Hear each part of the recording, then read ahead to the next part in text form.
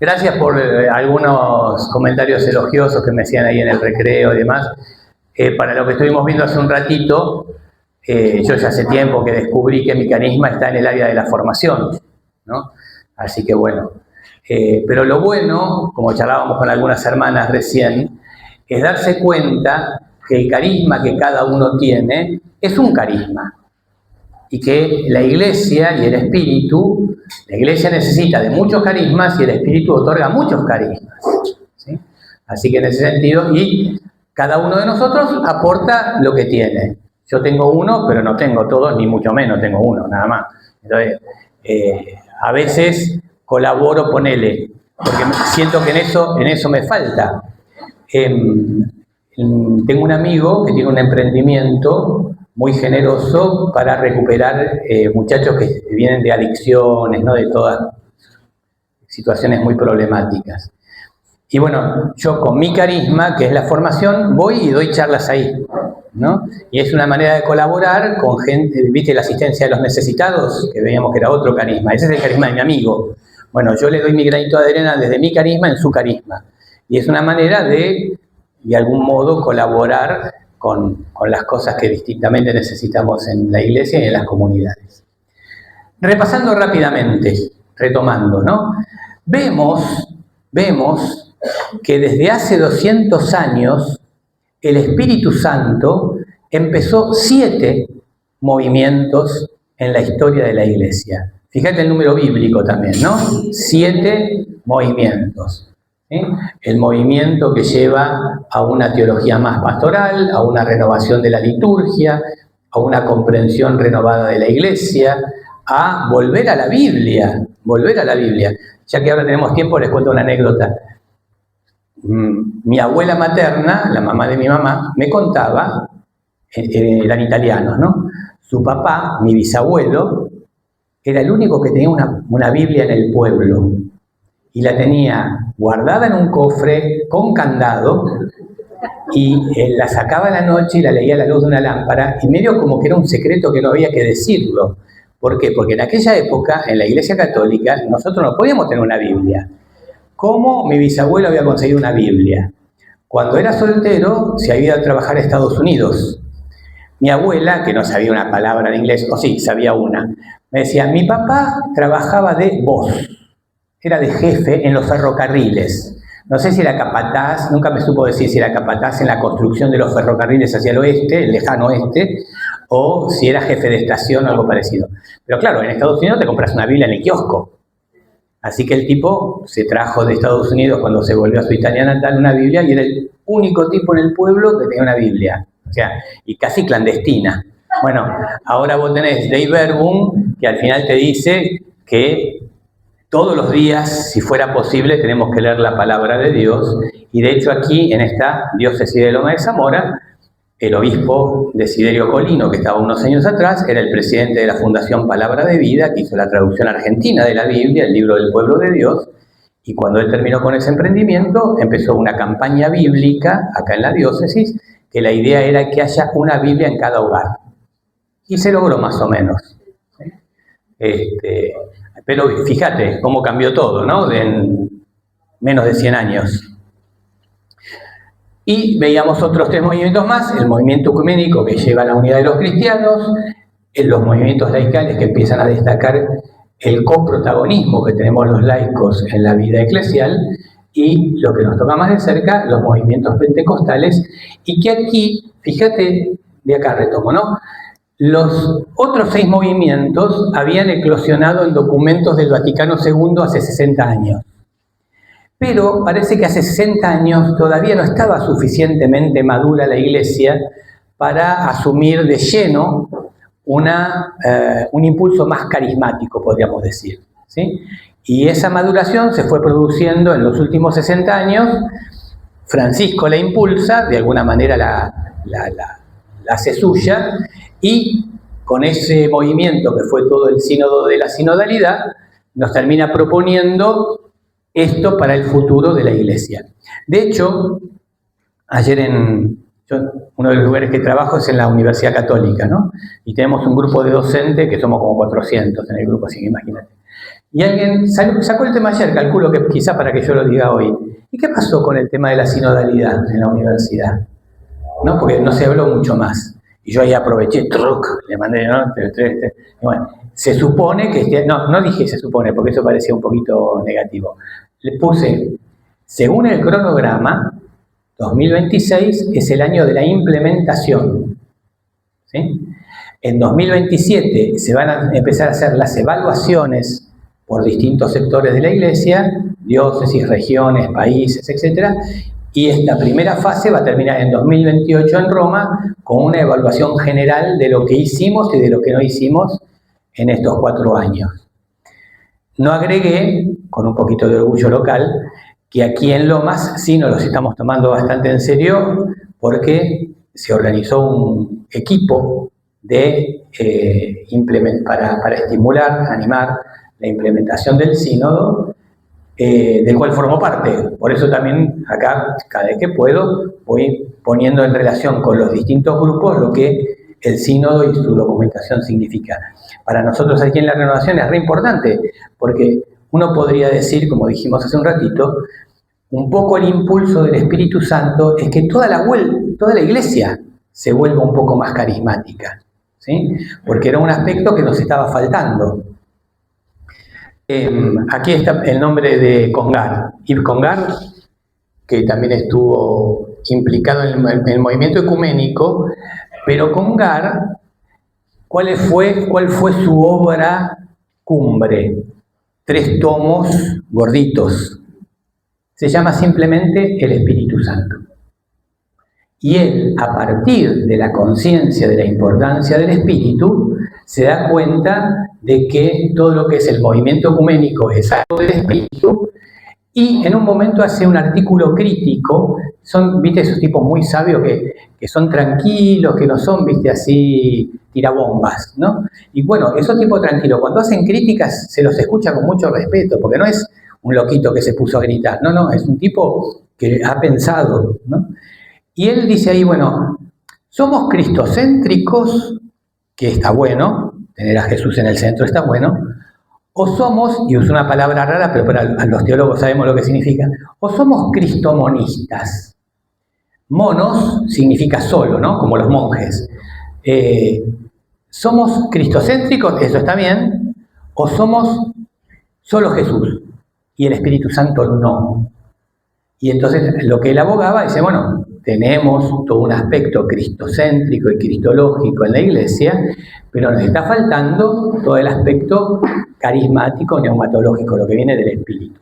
Bueno, yo creo que cuando uno visualiza estos 200 años, el Espíritu, del cual nos habíamos olvidado, pero decíamos en la primera, segunda placa, Él no se olvida de nosotros, y a veces nos despabila, nos está despabilando de a poquito.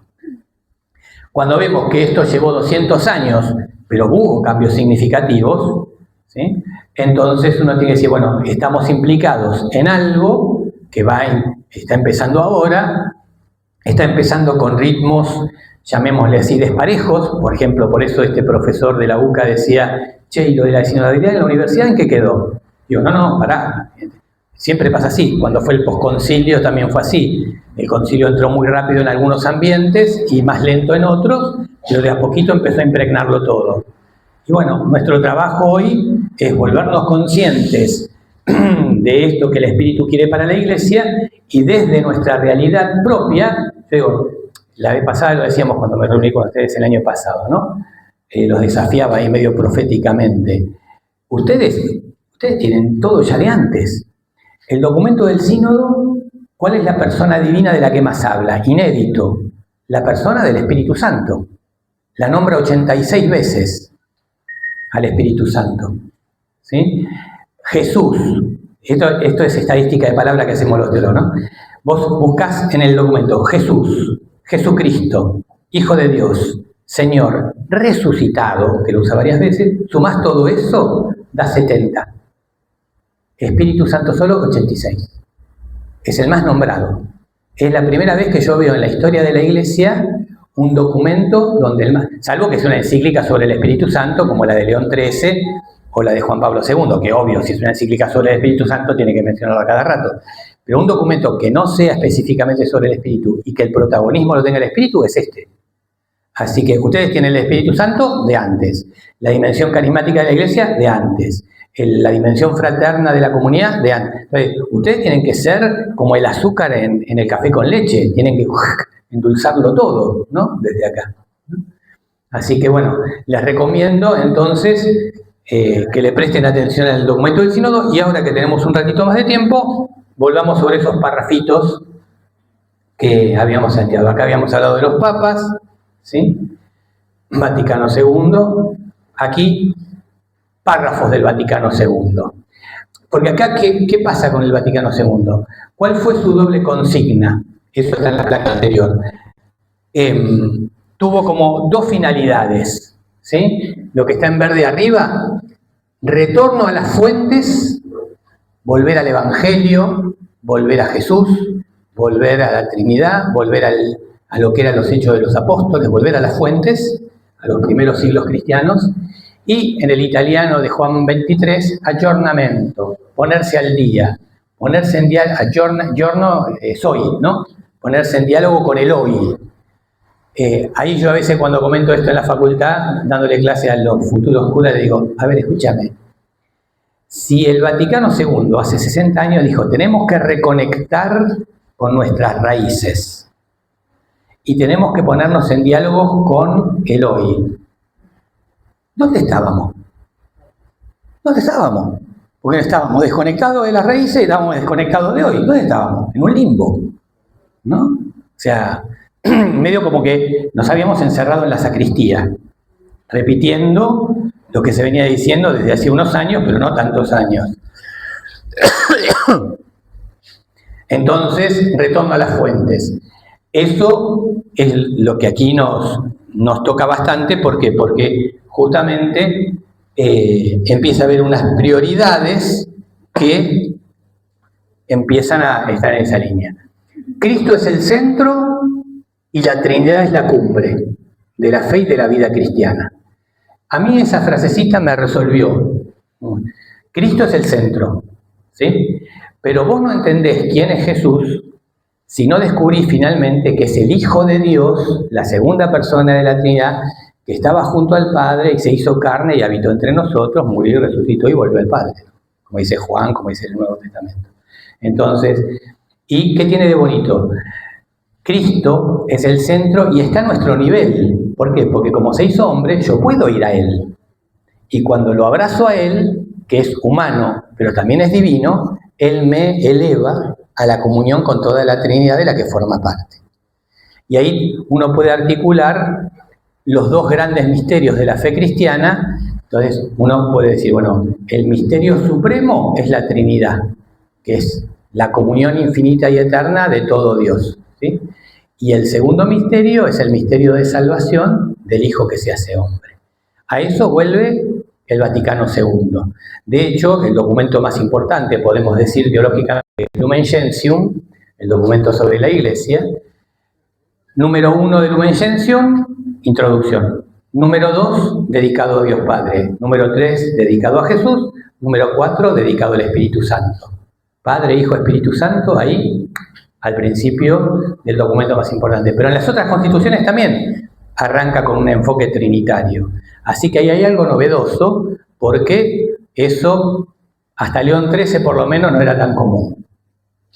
La Iglesia, se enriquece la idea de Iglesia. Hasta ese momento sobre todo prevalecía la idea de la Iglesia como institución jurídica, ¿no? Una institución que tiene su organización, su jerarquía y su derecho canónico y demás. No, volviendo a los padres de la Iglesia que había difundido ese santo cura de campo, Migne, dice, no, la Iglesia es el misterio de salvación que Dios insertó en la historia. La Iglesia es el pueblo de Dios peregrino que lleva la palabra y la gracia de Dios por los caminos del mundo. Se enriquece un montón. Es algo que lo leemos en el Nuevo Testamento, pero se había perdido de vista. Gracias a Dios para eso, ¿ves? Después de 60, 70 años se ha normalizado. Pero, sí, sí.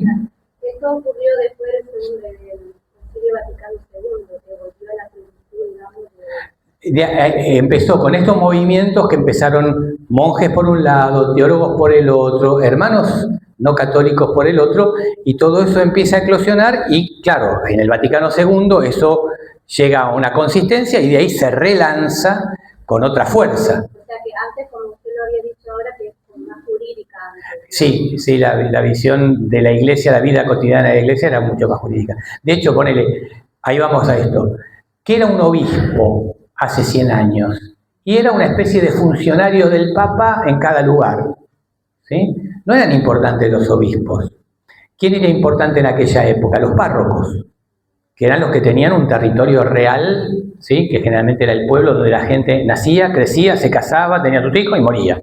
La gente no salía del pueblo, ¿no? Hace cientos años. El obispo era casi, viste, un delegado del Papa que aparecía por la parroquia un par de veces al año para las fiestas patronales, si Dios quiere, y para las confirmaciones casi seguro, y nada más, ¿no? La gente que tiene juventud acumulada se sonríe porque me dice, tiene razón. Bueno, ¿qué recupera el Vaticano II? La sacramentalidad del episcopado. El obispo es el sucesor de los apóstoles presente en cada iglesia local. La iglesia local, ¿sí? Esta porción del pueblo de Dios que es, ponele, el obispado de Loma de Zamora, tiene un sucesor, dos, con el obispo auxiliar Fernando, dos sucesores de los apóstoles que la coordinan, tiene todo su presbiterio, ya no es el párroco solito, es el presbiterio, el colegio de los presbíteros, que asiste al obispo en el pastoreo de toda esa porción del pueblo de Dios, con los diáconos, y donde también los laicos tenemos un coprotagonismo, porque tenemos el sentido de la fe y también esto de los carismas que vamos a hablar ahora. Se me cruza ahora, hay Áquila y Priscila. ¿Saben quiénes son? Vos sabés, ¿quiénes son?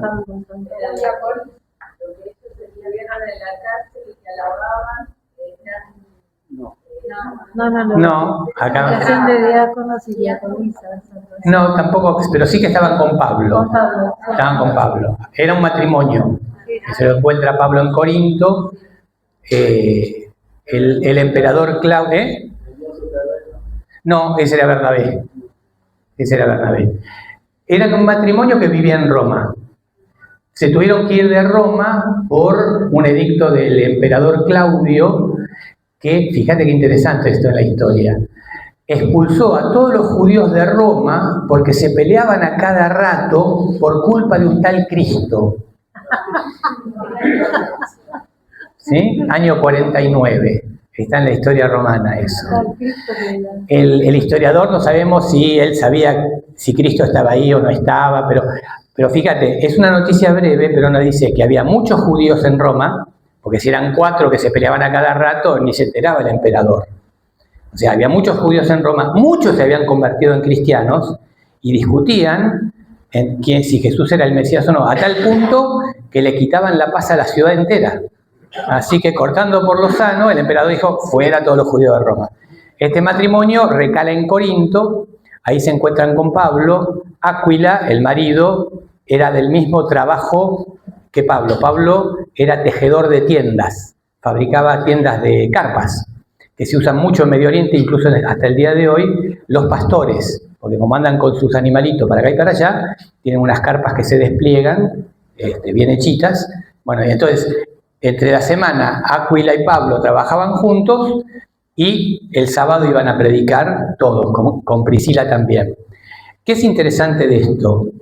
Ellos dos, con Priscila al mismo nivel, aparecen como apóstoles, Áquila y Priscila. Y hay otro matrimonio, Junia, y no me acuerdo quién era el marido, que están al final de la carta a los romanos, que Pablo dice insignes entre los apóstoles, y habla de la mujer como apóstola. Y en particular del primer matrimonio de Áquila y Priscila, está escribiendo una carta por ahí, dice, y respétenlos y quiéranlos mucho a estos dos, porque ellos arriesgaron su vida para salvar la mía. No sabemos qué pasó ahí, pero se jugaron el pellejo, este matrimonio, para ayudar a que Pablo salga con vida de una situación difícil, ¿no? O sea, vos ves que hay un protagonismo incluso de matrimonios, de laicos, de laicas, de mujeres con nombre, ¿sí?, que están codo a codo con nada menos que San Pablo. O sea, ¿se entiende? Y que Pablo los respeta, los alaba y los elogia. Entonces ahí hay un protagonismo de todos los fieles que se había perdido. Acá dice que se llamaba Prisca y Aquila. Sí, Prisca es como el diminutivo, como decirle Betty a Elizabeth, ¿no? Colaboradores en Cristo, ellos entregaron su vida para salvarme, y no solo ellos, sino también a toda la iglesia. Claro. De origen pagano. No solamente hay ministerios ordenados, dice el Vaticano II, y recupera el diaconado permanente. Se había perdido eso, ¿no? Lo que tenían Esteban, Felipe, los 7 diáconos que vimos en Hechos, eso se recupera. De hecho, lo tenemos a Víctor ahí. No sé si hay algún diácono más de la diócesis por acá, pero estaba Víctor Quispe, que es el asesor, ¿no? Bueno, y acá el tema, no solamente ministerio, sino también carismas. 15 veces habla el Vaticano II de los carismas. Yo recogí algunas. Podría mandarte, Fernando, y lo puedo poner en el blog, los 15 textos, ya que los elenqué ahí, los marqué y los dibujé un poquitito. Entonces, son 2 paginitas, pero, digamos, no, cuando uno tiene en la computadora se puede hacer todo. Cuando tenés los programas que tenemos nosotros, que haces y empieza a saltar todo, copias y pegás, en un rato lo haces. Terminan siendo 2 páginas que para leer no es tanto, y si sabes manejar el programita ese tampoco es tanto trabajo, pero es útil. Lumen Gentium 4, decíamos que Lumen Gentium 4 habla del Espíritu Santo. Cuando en los documentos del concilio, después del primer número, hay otro numerito, es porque es un número largo que tiene varios párrafos. Y entonces a veces capaz que tiene 1,5 páginas, y vos decís, ¿dónde dice esto? Entonces cuando le ponemos 4,3 es el párrafo 3, así que vos contás punto 3, acá está, ¿no? Más rápido para encontrar. El Espíritu, con diversos dones jerárquicos y carismáticos, dirige y enriquece con todos sus frutos a la Iglesia. Si la analizás, es fuerte esta frase, porque dice que no solamente con los dones jerárquicos dirige y conduce, sino que también con los dones carismáticos, ¿sí? Ahí me quedó por hacer, eso también estaría para el hogar para mí, porque usa varias veces la palabra dones, que es equivalente a carismas. Digo, tendría que buscar dones también, a ver qué sigue diciendo, porque seguramente hay algunos textos más. Acá, Lumen Gentium 30, está hablando de los obispos. Los sagrados pastores conocen muy bien la importancia de la contribución de los laicos al bien de toda la Iglesia. Su excelsa función, la de los pastores, es apacentar de tal modo a los fieles y de tal manera reconocer sus servicios y carismas que todos, a su modo, cooperen unánimemente a la obra común. Acá también está cambiando la dinámica de la vida concreta de las iglesias. ¿Qué pasaba hace 100 años? El cura hacía todo. El cura predicaba, el cura anotaba los bautismos y los celebraba, el cura diseñaba la catequesis y la impartía. O sea, el cura era como un solista, hablando en términos de música, en la comunidad. Y nosotros éramos los espectadores, que escuchábamos la música. Acá que dice, los pastores no son solistas, los pastores son directores de orquesta. Cada uno de nosotros tiene un instrumento. Cada uno de nosotros tiene un don, un carisma.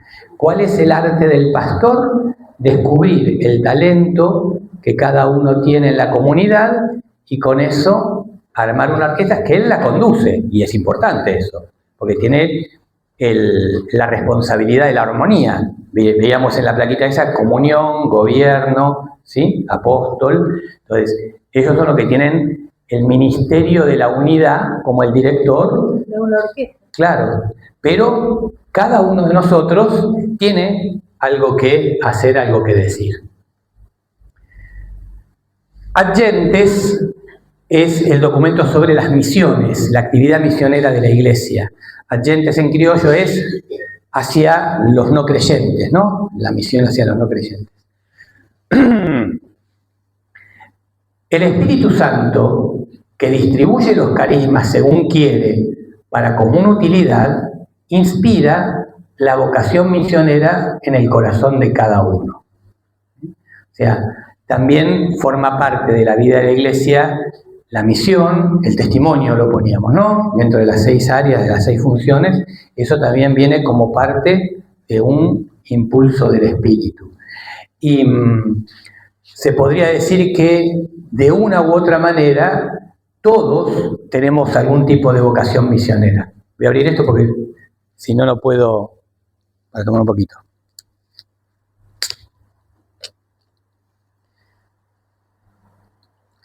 No necesariamente con un anuncio explícito de la palabra, pero sí con el testimonio que tenemos en cada, no sé, mal que mal en el barrio todo el mundo sabe que vamos a misa, ¿no? Nos vemos yendo a la capilla, volviendo. Entonces, cuando vos tenés una buena actitud, cuando vos tenés una conducta respetuosa, cuando en un lugar que quizás hay una tensión pones un poquito ahí estamos, sin decir ninguna palabra, ningún versículo del Evangelio, estamos dando testimonio. Y eso a veces es lo que más convence.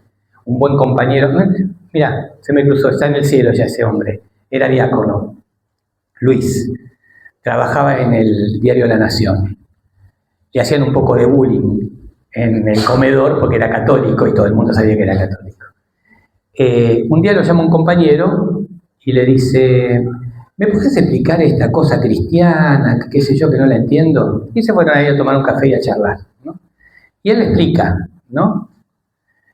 Y al final, porque después me lo contaba Luis, a mí me dice, estoy un poco triste y estoy un poco contento por lo que me dijo este hombre. Y me cuenta, dice, le explica, y tomando un café, lo que este hombre le ha preguntado. Dice, mira, la verdad, yo no lo termino de entender eso. Pero, si yo acá adentro tuviera que tomar una persona como ejemplo, mi ejemplo sos vos. Y entonces me dice, estoy un poco triste, porque lo que yo intenté explicarle no me lo entendió, pero estoy un poco contento, porque parece que mi testimonio es suficientemente transparente. Y yo digo, no, tenés que estar muy contento, porque eso es lo que queda. Buen compañero, eficiente, solidario, ¿sí? Entonces, a pesar de que le hacían un poquito de bullying en el comedor, por su fe, reconocían que él tenía un estilo de vida que era distinto. Eso se podría decir que es nuestro principal modo de evangelización, ¿no?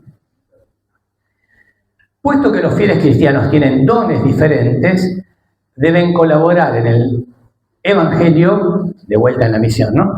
Cada uno según su oportunidad, facultad, carisma y ministerio. Fíjate, están los carismas y las diferencias. Cada uno tiene su carisma, su modo, su momento. Entonces, cada uno colabora según... Hay una de las frases que creo que la puse acá del Vaticano II, que es una de las que más me gustó, pero no se podía poner todo. Creo que no está acá, no. Que es, creo que es en Lumen Gentium también, que es el documento que más menciona el Espíritu. De 15, 7 están en el documento central, Lumen Gentium. El Espíritu sopla donde quiere, ¿no? Leyendo Juan 3, pero el concilio, en el Evangelio dice, el viento sopla donde quiere.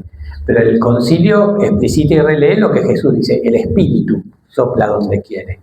Y genera lo que se le da su divina gana de generar. Y esto, la doble A de acá, es Apostolica Acto Citaten, el que habíamos puesto hace un ratito, sobre la actividad apostólica de los laicos. Es el documento que específicamente habla de nuestra actividad laical.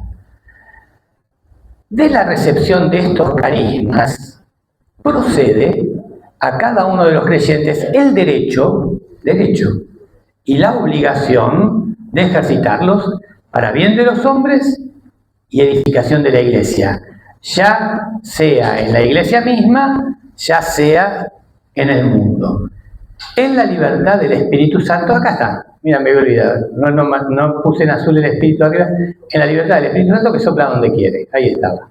¿Sí? Fíjate que habla ahí de la libertad del Espíritu y un poquito más abajo también. ¿Sí? Y al mismo tiempo, en unión con los hermanos en Cristo, sobre todo con sus pastores, a quienes pertenece el juzgar su genuina naturaleza y su debida aplicación. ¿Ves? El juego de los carismas. Decíamos, el apóstol tiene el carisma del discernimiento de los carismas y la misión de la armonización de esos carismas en una orquesta. Entonces, uno podrá ser muy carismático en el sentido de tener un carisma muy fuerte, pero aún así, por más que yo sea el mejor violinista del mundo, tengo que mirar al director. No puedo ponerme a tocar cualquier cosa en el medio de la orquesta cuando todos están tocando otra cosa, ¿no? Claro, exactamente. Ahora, fíjate lo que le dice, porque el Vaticano II es muy bonito porque es muy equilibrado, fue muy pensado.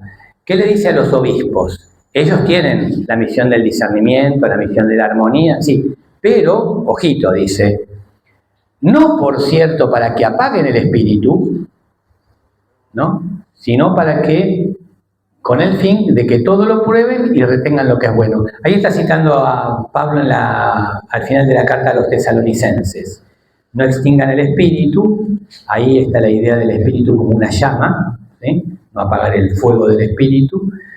Y también Pablo da ese consejo, ¿no? Examínenlo todo y quédense con lo bueno, ¿no? En medio del mundo pagano donde se estaba difundiendo el Evangelio. Y después, un poquito más adelante, para nosotros que ya algunos tenemos un poco más de juventud acumulada desde hace un ratito, hay otros que son más jóvenes, cada uno, esto para la formación, ¿no? Cada uno debe prepararse diligentemente para el apostolado, obligación que es más urgente en la vida adulta, porque avanzando la edad, el alma se abre mejor y cada uno puede descubrir con más exactitud los talentos con que Dios lo enriqueció, o con que Dios enriqueció su alma, y aplicar con más eficacia los carismas que el Espíritu Santo le dio para el bien de sus hermanos. Cuando uno va creciendo, se va dando cuenta de cuál es su vocación, su carisma, su misión, su talento, y ahí dice, bueno, esto es lo mío, acá yo tengo que ayudar, acá yo tengo que aportar, ¿sí? Y formarse eventualmente para hacer eso lo mejor posible. Pero fíjate, nos da mucha responsabilidad, ¿sí? Y acá vamos al tema de los carismas en el documento final del sínodo, ¿sí? Sobre todo me concentré en donde está el párrafo principal, porque aparece muchísimo el tema a lo largo del documento, pero hay un párrafo que está en la segunda parte, que tiene 11 números, del 57 al 67, que hablan de esto.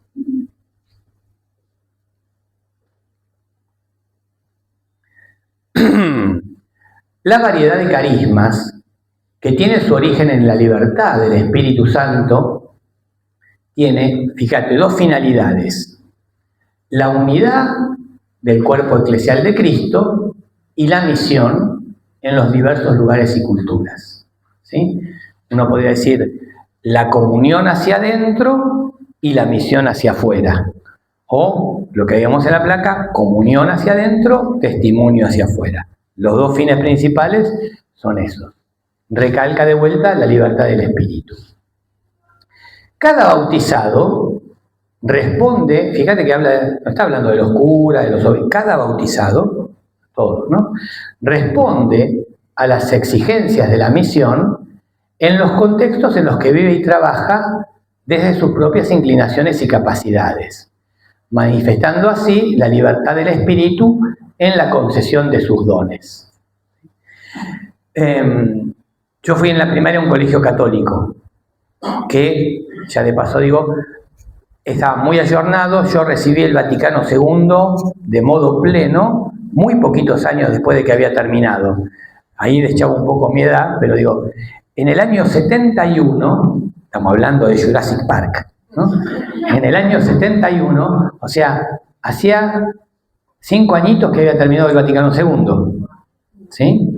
65, 70, terminó a fines del 65, yo te estoy hablando de marzo del 71, cuando empezaban las clases, a nenitos de 8 años, yo estaba empezando el 3er grado, estos santos curas polacos, redentoristas, nos ponían en la mano un Nuevo Testamento ecuménico, para que empecemos a leer la palabra de Dios, en preparación a la primera comunión que íbamos a tomar al final de 4º grado, 2 años ahí en el colegio, para prepararnos para la primera comunión. Yo tuve esa gracia. Mi esposa, que de la primaria fue a un colegio estatal, nos cruzamos porque yo en el secundario fue estatal y ella fue al colegio católico.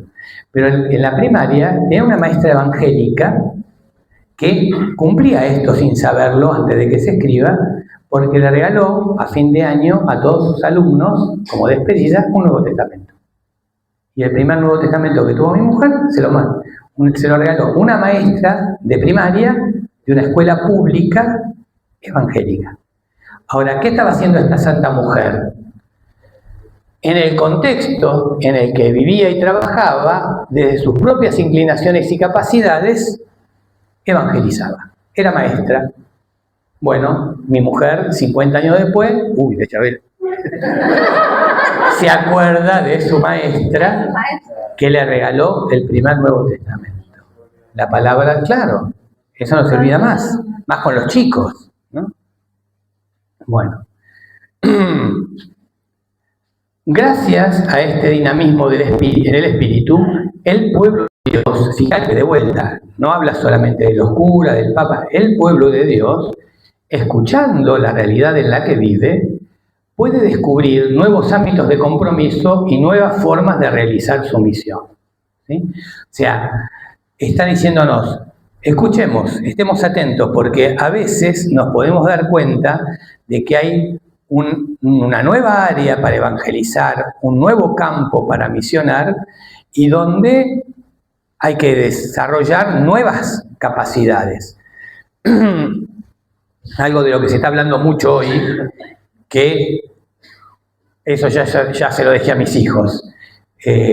Gracias a Dios, mi hijo mayor es seminarista, Tomás, ya está en 4º año, está en 3º de teología, es bastante habilidoso con todo lo que se crió con los jueguitos, ¿viste? La computadora.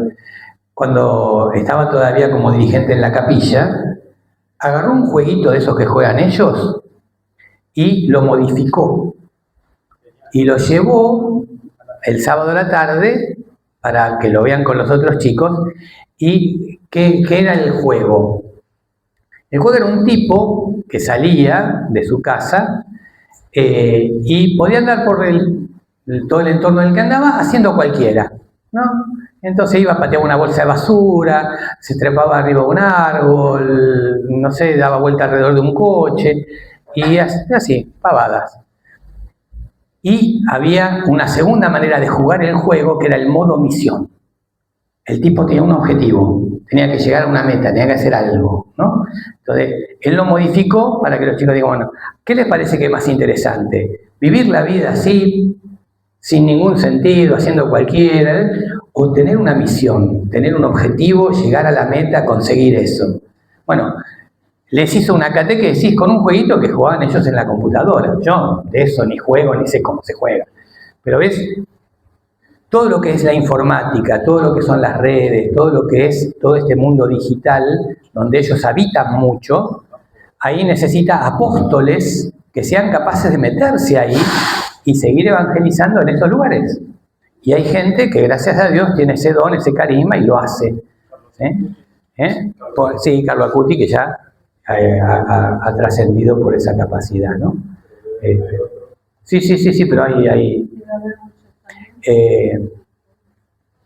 hay un obispo argentino que está en el Vaticano, que es el que coordina todo el tema de la misión digital. Yo no lo conocía, pero les cuento porque les puede interesar eso. El año pasado, en septiembre-octubre, el CELAM, el Consejo Episcopal Latinoamericano, propuso un curso gratuito online, de vuelta, ¿ves? Todo el tema de la tecnología, para profundizar el documento del sínodo. Algunos de acá de la diócesis nos anotamos y lo hicimos ese curso. Muy generosamente, son videos de 8 o 10 minutos. Hay como 30 videitos, vos los ibas viendo, ibas haciendo algo ahí. Ahora, muy generosamente, esos videos que estaban en una plataforma, llamémosle privada, para los que hacemos el curso, ellos además los pusieron en YouTube, disponibles para todo el mundo, y desde el primer video te dicen, ojo, esto está disponible, úsenlo en sus parroquias, úsenlo en sus iglesias, aprovechenlo estos videos, así que con mucha generosidad, los que hacíamos el curso, que también lo hacíamos gratis, digamos, solamente nos comprometimos a seguir un poquito el cronograma que se pedía, pero nos enteramos de esto, y como no hicieron un canal donde estén todos, yo en el verano me tomé un poquito de trabajo, los junté todos, le di el mismo diseño que tenía en el curso por el orden de temas que ellos habían propuesto y lo puse en mi blog. Así que si vos querés buscarlo ahí, pues, creo que está todavía entre las primeras entradas. Ponés en el blog, tiene una cosa práctica. ¿Viste esos cuadraditos de búsqueda? Que está ahí, que vos podés escribir una palabra, le haces clic y te la busca. Ponés Selam, ¿sí? O videos, clic, y te va a salir, sobre todo, ahí vas a ver más videos, y ahí vas a ver, no sé, el tema de la mujer en el documento del sínodo, el tema de los jóvenes en el documento del sínodo, el tema del mundo digital en el documento del sínodo, y así, tenés una presentación general, una parte por parte, y diversos temas así. Eso está disponible. No hace falta que lo vean todos, pero justamente, de acuerdo al carisma de cada uno, vos podés decir, me interesa el de los jóvenes, me interesa el de los laicos, me interesa el de la mujer, me interesa el de la Biblia.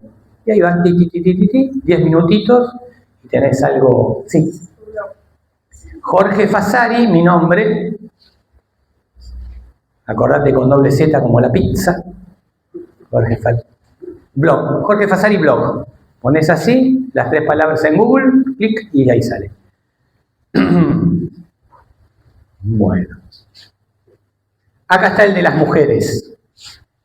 No hay nada que impida que las mujeres desempeñen funciones de liderazgo en la Iglesia. Lo que viene del Espíritu Santo no puede detenerse, ¿sí?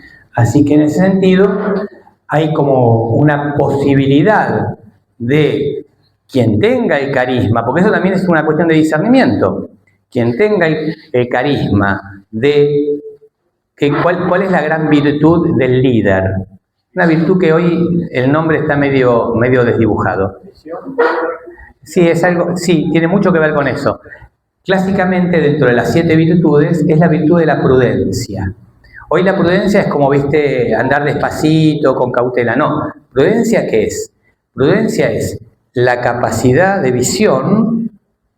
Esto está funcionando así. Visión, viendo cómo se están moviendo las cosas, no una visión que es una foto, sino la capacidad de ver, y conviene ir por acá, ¿no? O sea, implica una visión de las cosas, un discernimiento que es capaz de tomar una decisión de cuál es el mejor camino, ¿sí? El ejemplo que yo suelo poner cuando tengo que hablar un poco más extensamente de la prudencia, pongo este ejemplo, a ver, vamos a hacerlo. ¿A qué velocidad conviene conducir por la avenida Irigoyen? ¿Cuál sería la respuesta? ¿A qué velocidad conviene conducir? 60, y si está el semáforo en rojo, y si está cruzando una viejita, y si hay mucha niebla. Hay una sola palabra que es la respuesta correcta. ¿A qué velocidad conviene? No cuál es la velocidad máxima. Con prudencia. Ahí se nos vamos acercando. La palabra depende. La palabra es depende. Depende de un montón de cosas. Tengo semáforo en verde, es de día, está todo luminoso, pero hay una manifestación. ¿Qué ando a 60 y me lo llevo a todo por delante? Están cruzando los chicos del colegio y... o tengo el semáforo en rojo, está un auto estacionado delante. No, estaba en verde, ¿no? Y me lo llevo por delante. Estaba en verde, pero estaba parado delante tuyo, hermano, ¿qué me hace? O sea, depende justamente esas variables constantemente cambiantes, el tránsito, incluso a veces yo le digo, con esto hablamos con los chicos a veces allá en la universidad, ¿no? Digo, hay un día que yo termino tardísimo de dar clase, a las 11 de la noche, estuve todo el día dando clase, entonces vengo de Capital para acá. Digo, puede ser que esté todo recontra bien iluminado, puede ser que el auto ande re bien, puede ser que no haya nadie en la calle, pero yo estoy cansado. Entonces no me conviene andar a 110, que es lo que me permite la velocidad. Estoy a 80. Y ahí les digo, pongo Aspen, y ahí todos los chicos sonríen, que es la radio que escucha mi mamá, la radio que escucha mi papá, la radio de música de los 80, de los 90, y vengo tranquilito, ahí llego 10 minutos después, depende también de mi estado. Bueno, el líder es el que tiene esa capacidad de discernir las variables y de tomar la mejor decisión. Así como está la habilidad de conducir un auto, está la habilidad de conducirse en la vida. Eso es la prudencia. Y está la capacidad de conducir a los demás. Eso es lo que tiene que tener el líder. Bueno, si aparece una mujer como Teresa de Ávila, como tantas santas fundadoras, él era Guerra mismo, que fue fundador, que tiene una habilidad de conducción, ¿cómo no la vamos a aprovechar? ¿No? Así que... ¿Te falta todavía un poquito? Esto, y con esto terminamos, para desembocar en Pablo, ¿sí? Esto está al principio de Corintios 12. Le puse las palabras en griego porque nos van a significar. Ahora bien, dice Pablo, hay diversidad de dones, pero ¿qué dice el texto griego? Carisma. ¿Sí? Pero el espíritu es el mismo. Hay diversidad de ministerios, y hay que dice el griego, diaconía. ¿Sí? Servicios, diaconía. Pero el Señor es el mismo. Y hay diversidad de actividades, enérgema, de ahí viene energía, pero es el mismo Dios el que hace todas las cosas en todos. Fíjate, espíritu, Señor, Dios Padre, carisma, diaconía, enérgema, ¿no? O sea, atribuye a las personas divinas distintas capacidades que tenemos dentro de la Iglesia y los carismas en particular al Espíritu, ¿sí? Y después en verde ahí puse todo lo que son esos distintos carismas que después les cambié el color y terminaban acá, ¿sí? Que era donde habíamos quedado hace un ratito, como para volver a desembocar en esta placa de síntesis. Y como nos recordaba hace un rato Vicky, que estaba por acá, Pablo dice, sí, todos estos dones, todos estos carismas están fenómenos, pero les voy a mostrar un camino superior. Si yo no tengo amor, aunque hable todas las lenguas, soy como una campana que resuena o un címbalo que retiñe, ¿no? Y ahí descubrimos cuál es el alma de todos los carismas, que es el alma del corazón de Jesús, y es lo que es el misterio profundo de la Trinidad, que es el amor que sabe darse. Bueno, gracias por lo compartido.